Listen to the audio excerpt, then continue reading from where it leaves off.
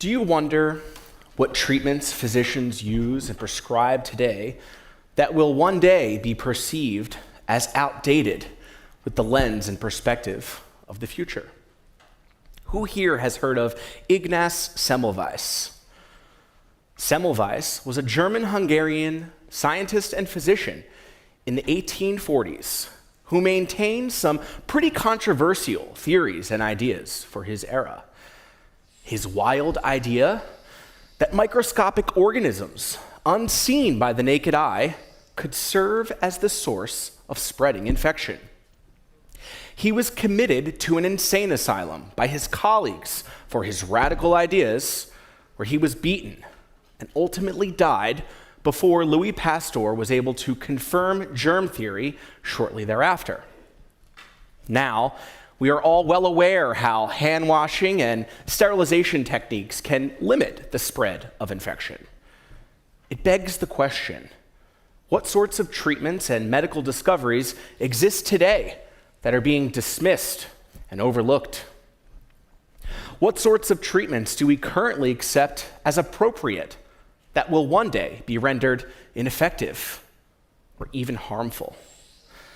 With current and modern perspective, many medical treatments of the past seem primitive, and in some cases, even barbaric. From the Neolithic era, trepanation was an act of drilling a hole in the skull, exposing the brain to air so that evil spirits could escape. 5 centuries ago, barbers were serving as surgeons performing bloodletting, for which the well-recognized red and white barber pole that we see today derives its symbolism, representing blood and bandages. As recent as the 1940s, lobotomies were considered cutting-edge treatment for mental illness, in which the founding physician earned a Nobel Prize. This was a procedure in which an ice pick was inserted into the eye socket with the aid of a hammer to separate connections in the brain. Early in my career as a neurologist, I was struck by how common it is for patients to present with functional symptoms of disease without any clear underlying cause to suggest a diagnosis. I will consult with patients complaining of weakness, numbness, vision changes, difficulty walking, and complex pain syndromes. Yet the batteries of testing, dedicated neuroimaging, and even spinal taps all result as normal. There is a phenomenon well published in the medical literature called conversion, in which if a patient suffers and then suppresses emotional, sexual, or otherwise mental trauma, that real physical symptoms can manifest out of the control of the affected individual. It is often that these patient symptoms will improve with talk therapy and antidepressant medication, rather than providing them antibiotics or subjecting them to unnecessary surgeries. Thoughts are powerful. They can serve as the seed and root of many of our problems, and ironically, may have the potential to serve as the cure. Is electroconvulsive therapy, essentially electrocution, really the best option we have at our disposal for tough-to-treat depression? Is there any other instance in medicine outside of the psychiatry realm where we invite the patient to commit to months and years of a particular treatment plan, with only some having complete resolution and healing from that trauma? That standard isn't acceptable when we think about treating and promoting healing for a physical wound or injury, and yet we expect psychiatric patients to commit to years of cognitive behavioral therapy in the hopes that benefit is obtained. Talk therapy has been proven to break bad patterns of thought that lead to problems and learn new ways of thinking to solve problems and promote healing. But progress is slow. Imagine if we could harness the power of cognitive behavioral therapy, but accelerate the process and expedite results. As a doctor, I find it puzzling that modern medicine separates neurology and psychiatry into separate disciplines as if the brain is not one organ. We've learned so much about the body and other organ systems, and yet the brain serves as the final frontier. What will it take for society to consider mental health as a part of whole health? There's a new treatment avenue currently gaining a lot of attention, with tons of novel dedicated research starting to enter the mainstream. Some perceive this medicine as controversial, while others regard it as pioneering. Regardless of where you stand with your initial impressions or preconceived notions, there is mounting evidence to support this group of therapeutics as having profound and long-lasting benefits for our mental health. Let's talk about psychedelics.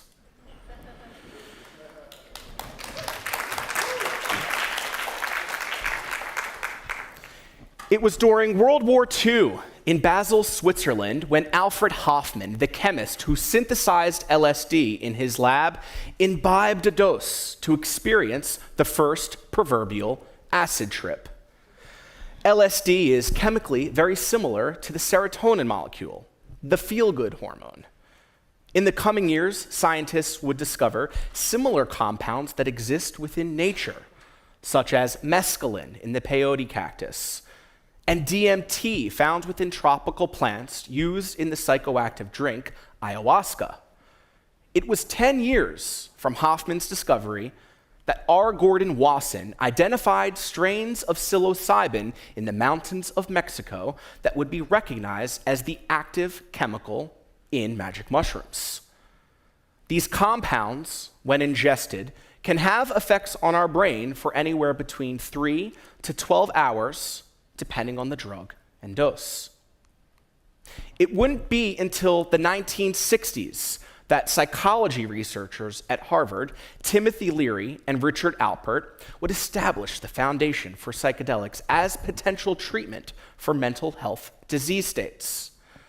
With the backdrop of the Vietnam War and widespread anti-war protests, Richard Nixon deemed psychedelics to be part of a counterculture movement that was a threat to his administration. That forced all research investigating psychedelics to shut down, rendering mescaline, psilocybin, DMT, and LSD as illegal Schedule I drugs. It wasn't until 2006 that Roland Griffiths and his colleagues at the Johns Hopkins University penned the seminal paper titled "Psilocybin Can Occasion Mystical Type Experiences, Having Substantial and Sustained Personal Meaning and Spiritual Significance." That is quite a provocative title for medical literature standards, and reignited an entire field of study devoted to investigating a group of restricted therapeutics in the psychedelics class. From this point forward, what was once considered taboo may now serve as one of the most promising and impactful methods of treatment for mental health disease states. Novel safety data has demonstrated that psychedelics, contrary to 1960s reports, do not carry toxicity nor lead to physical dependence.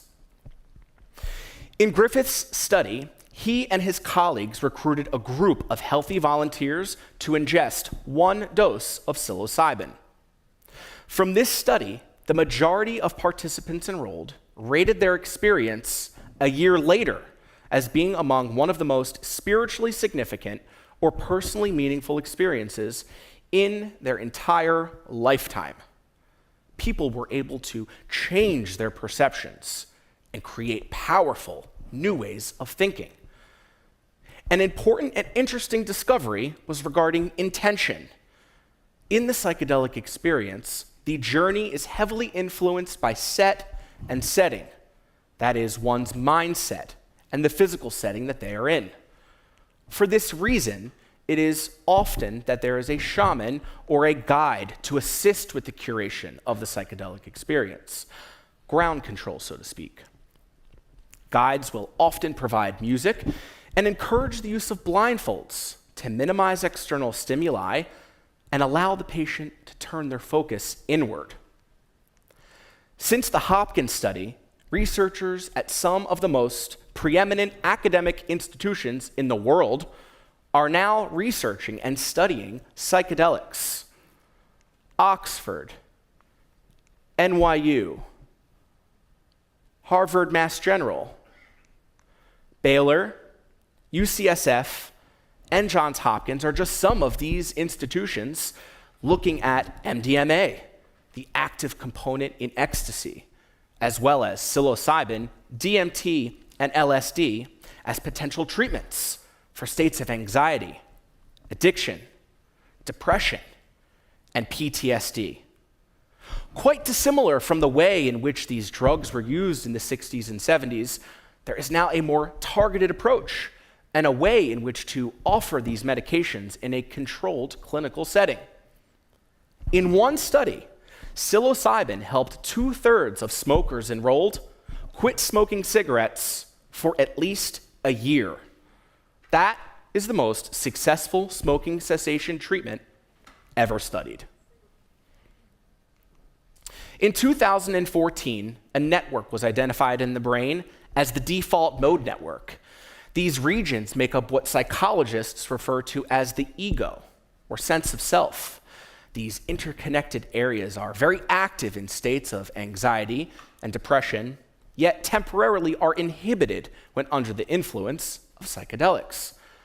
A dedicated meditation practice can also tap into and inhibit the default mode network, in which mindfulness allows for personal discovery and promotes growth. Think of your mind as a snow-covered hill in which your thoughts are sleds. Over time, the grooves are dug deeper and deeper, making it difficult to escape the paths that are created. These paths are representative of our internal dialogue, which then become ingrained. Psychedelics allow for a fresh mound of snow, so to speak, to be laid so that new paths, thoughts, connections, and interpretations can be made. Perhaps this is the reason why psychedelics are so effective at treating the ruminating thoughts that are commonly seen in states of anxiety, addiction, and depression. Imagine if we could harness the power of our thoughts to promote healing, rather than allowing them to instill harm. Please join me in raising your hand if you have suffered anxiety or depression in your own life.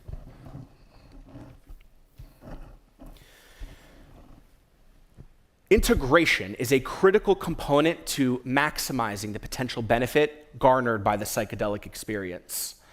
Once consciousness returns to its baseline state, the patient must work to understand and interpret what was encountered on the journey. The real homework starts then to try to apply what was learned and discovered to day-to-day life. The preliminary results from these drugs are fascinating, and that the effects from just one dose can be so profound and long-lasting. Patients are given an opportunity to have an experience in which their mind is open to possibility, the chance to work through a prior trauma, or see something with new light. That is very different from the current standard of care for treating mental health, which implements daily medication regimens and necessitates years of intense cognitive behavioral therapy. There is still much work to be done. These medications are not without risk and are not for everyone. Certain screening measures should be put into place to identify those who may be at risk for schizophrenia and other psychotic illnesses. As these drugs are powerful, they can also be dangerous, sending some off into the metaphorical deep end. There is also the real risk of interaction and harm if the patient is taking other medications that affect the serotonin system. For these reasons, we must encourage continued research to test proper dosing and to compare to the current standard of care. Can anyone guess the single biggest inhibitor to progress with psychedelics? I'll give you a clue. It's the same reason why progress in all areas of mental health and substance use have been slower compared to other areas of medicine. It's also the same reason why some of you who may suffer from anxiety or depression didn't raise your hand when I just asked. Judgment. Progress has been forced underground. As the current medical, legal, and pharmaceutical industrial complex considers psychedelics as treatment, there is a new space outpacing the legacy system for discussion, debate, and approval. Has anyone here heard of Web3 and the metaverse? With blockchain technology and NFTs, people are connecting behind anonymous avatars to build community through collections of art, technologically secure internet connections, and shared interests. NFTs like Psychedelics Anonymous is one such collection that attracts therapists, psychiatrists, mental health coaches, and other areas of expertise to collaborate anonymously to discuss the current state of psychedelics without boundaries of border or being constrained by the threat of perception. What does it say about our society that researchers, scientists, and physicians are using avatars for fear of reprisal if they are open about what they are advocating for? How would you perceive your doctor if you knew that they had suffered from depression? How would your perceptions change if you knew that your physician had experienced psychedelics in their personal life? Clearly, there is still taboo due to controversy and perception in the media dating back to Nixon's war on drugs. We are still in the nascency of understanding how the brain works. It is my hope that what is being fostered by Psychedelics Anonymous to shape perception, and through the scientific discoveries and evidence garnered by research at Johns Hopkins and the like, that we do change the way in which we think about mental health. What would the world look like if we didn't force the best minds underground with their best ideas? Why do so many brilliant people only feel safe to discuss psychedelics behind a mask for fear of retribution by their colleagues and by society at large? Semmelweis was brave, for he voiced his opinions and shared his theories openly and advocated for what he believed in, despite it being unpopular at the time. For this, he paid the ultimate price. Job ain't finished. Judgment is real. Our internal dialogue and preconceived notion can be difficult to break and change. But there is a blizzard coming, and now we have an opportunity to lay some fresh tracks because thoughts are powerful. Thank you.